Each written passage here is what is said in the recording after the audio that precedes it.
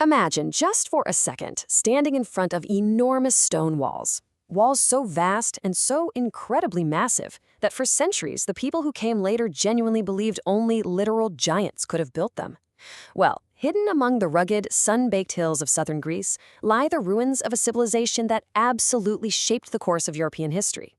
Long before the famous philosophers of classical Greece were walking the streets of Athens, and honestly, centuries before the Roman Empire ever dominated Europe, there were the Mycenaeans. They were Greece's very first great kingdom. We're talking master builders, highly skilled craftsmen, and totally fearless warriors whose influence stretched all the way from Egypt to Anatolia.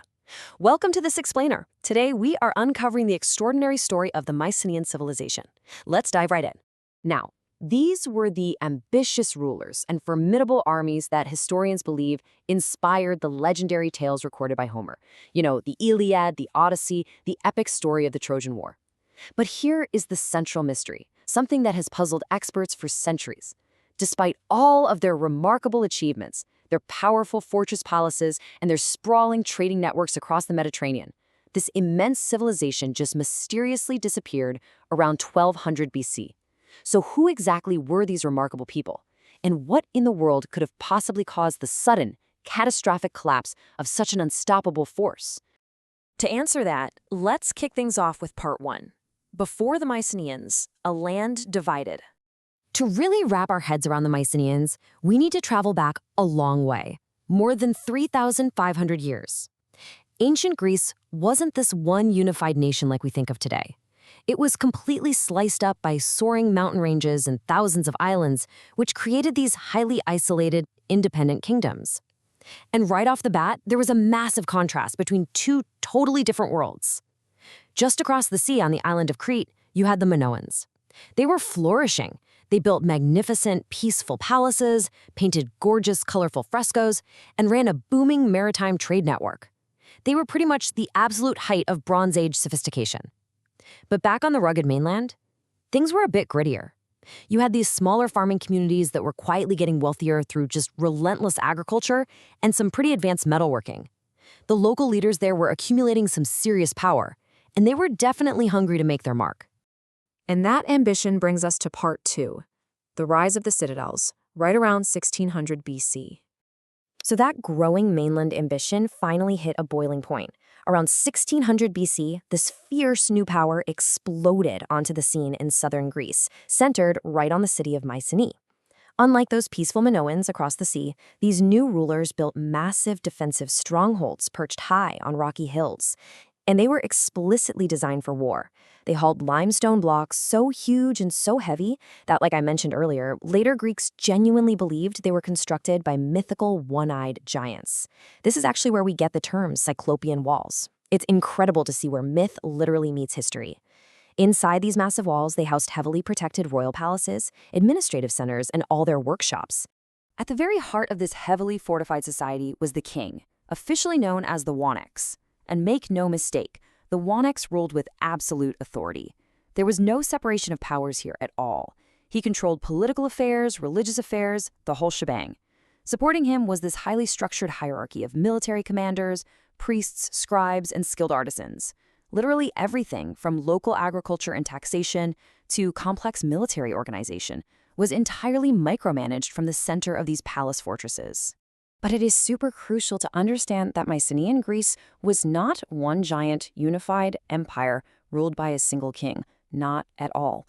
It was actually a network of powerful, totally independent kingdoms.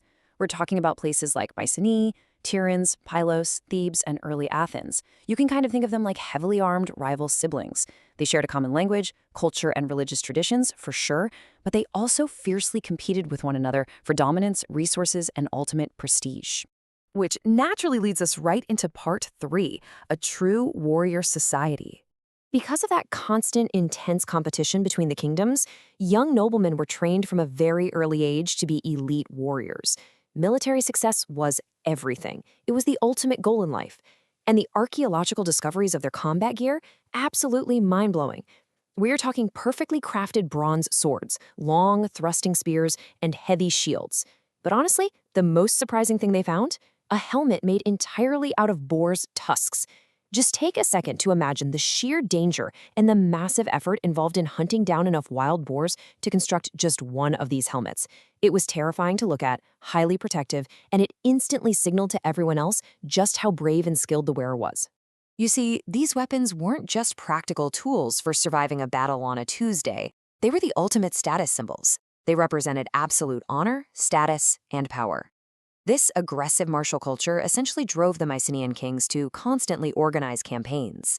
And they didn't just stick to fighting on land either. They launched massive naval fleets straight across the Aegean Sea to seize vital resources, lock down incredibly lucrative trade routes, and expand their territory way beyond the Greek mainland.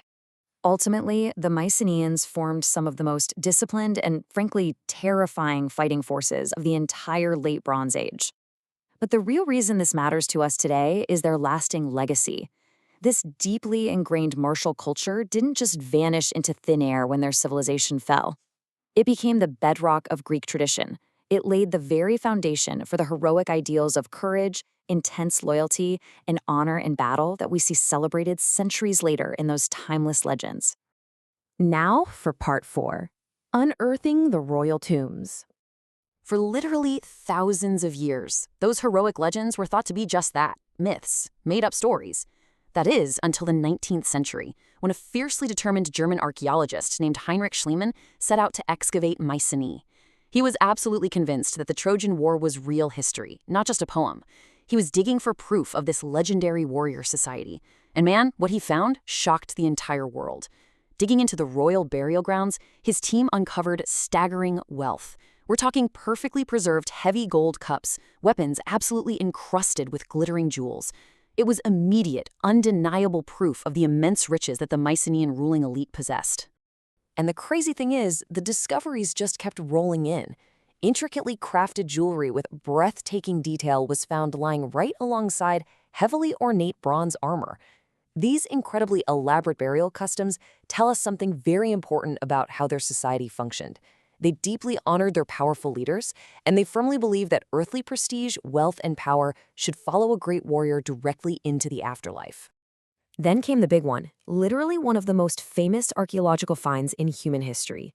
Staring up from the dirt was a magnificent, haunting, golden funeral mask. Schliemann famously declared right then and there that he had gazed upon the face of Agamemnon, the legendary king who led the Greeks against Troy. Now, actually, modern research has since proven that this mask predates the mythical King Agamemnon by several centuries.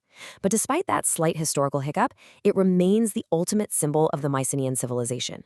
It's this perfect, gleaming representation of their staggering political power and immense, untouchable wealth. So let's take a quick step back and look at how all this connects together. Around 1600 BC, we see their meteoric rise. They're building massive citadels, developing a fierce warrior culture, and completely dominating the Bronze Age for centuries. Then, abruptly, around 1200 BC, this absolute powerhouse of a civilization experiences a sudden, catastrophic collapse. They just vanish from history, fading into myth until the 19th century when Schliemann's discoveries literally dig them back into reality. So how exactly did they build that massive Bronze Age dominance before the fall? Well, it was a pretty calculated 3-step playbook.